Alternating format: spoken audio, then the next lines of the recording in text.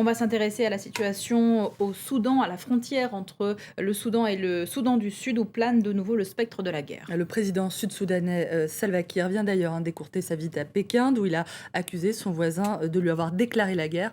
Le Sud-Soudan vient effectivement d'être visé à la frontière depuis lundi et de nouveau par des bombardements de l'armée soudanaise. Des accusations auxquelles le Khartoum a répliqué en disant que Juba cherche surtout à ébranler sa stabilité en continuant à soutenir pour sa part les rebelles sur son territoire. Des propos qui surviennent, on le rappelle, au lendemain du refus du président Omar El-Béchir de revenir à la table des négociations avec le Sud-Soudan. Des deux côtés de la frontière, en tout cas, les civils restent pris entre deux feux. C'est ce que rapporte ce matin The Independent, qui explique que les réfugiés se retrouvent pourchassés à la fois par l'armée soudanaise et par les rebelles sud-soudanais et qu'ils ne savent plus désormais où trouver refuge. Le journal raconte d'ailleurs que beaucoup d'entre eux errent dans les forêts, se cachent dans les forêts ou trouvent refuge dans les camps à la frontière éthiopienne.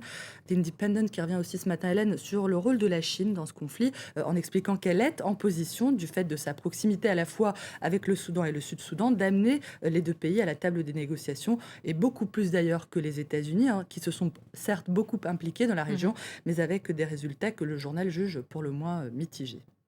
On va maintenant en Chine d'ailleurs. On revient sur les révélations dans le New York Times par rapport au scandale qui implique Bo Xilai, le nouveau paria du régime communiste. Le journal écrit que Bo Xilai, qui se retrouve effectivement au centre d'un scandale qui mêle corruption et meurtre, eh bien qu'il aurait mis en place un vaste réseau d'écoute pour espionner d'autres cadres du parti communiste chinois, le PCC.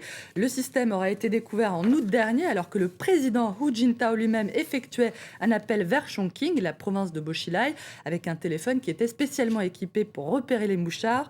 Une enquête officielle aurait ensuite été ouverte et elle aurait mis à jour d'autres cas d'écoute de dirigeants du Parti communiste chinois qui menaient tous à Bo Xilai, qui était encore pressenti alors pour intégrer le comité permanent du Politburo, le saint des saints du Parti communiste chinois. Un vrai thriller, et des faits que The New York Times dit avoir été confirmé par une douzaine de sources proches des hautes sphères du PCC, des sources qui ont validé d'ailleurs des rumeurs persistantes qui circulait depuis plusieurs jours sur Weibo, le réseau social chinois. Une affaire aux airs de thriller qui pourrait bien avoir pour conséquence inattendue, Hélène, d'ouvrir la voie aux réformistes au sein du PCC. Et c'est ce que nous dit ce matin The Guardian, qui rappelle que la mise hors jeu de Bo Xilai, qui incarnait la ligne dure du parti, est en train d'infléchir, de redéfinir le rapport de force au sein du PCC. Effectivement, toute cette affaire illustre bien les luttes internes au sein du Parti communiste chinois. On va maintenant en Grande-Bretagne, où d'autres révélations sont en train de provoquer l'embarras du gouvernement de David Cameron. On parle bien sûr des révélations qu'a faites hier James Murdoch, le fils des médias Rupert Murdoch, patron du géant News Corp. C'est des révélations qu'il a faites hier devant la commission des médias britanniques. Des révélations effectivement pour le moins embarrassantes, c'est ce que rappelle The Guardian, qui portent sur les relations entre le gouvernement de David Cameron et le groupe de presse de Rupert Murdoch. Murdoch, fils, qui a été confronté hier à l'existence de plusieurs messages électroniques prouvant l'existence de contacts très nombreux et répété entre le groupe et des conseillers de Jeremy Hunt, qui est le ministre de la Culture.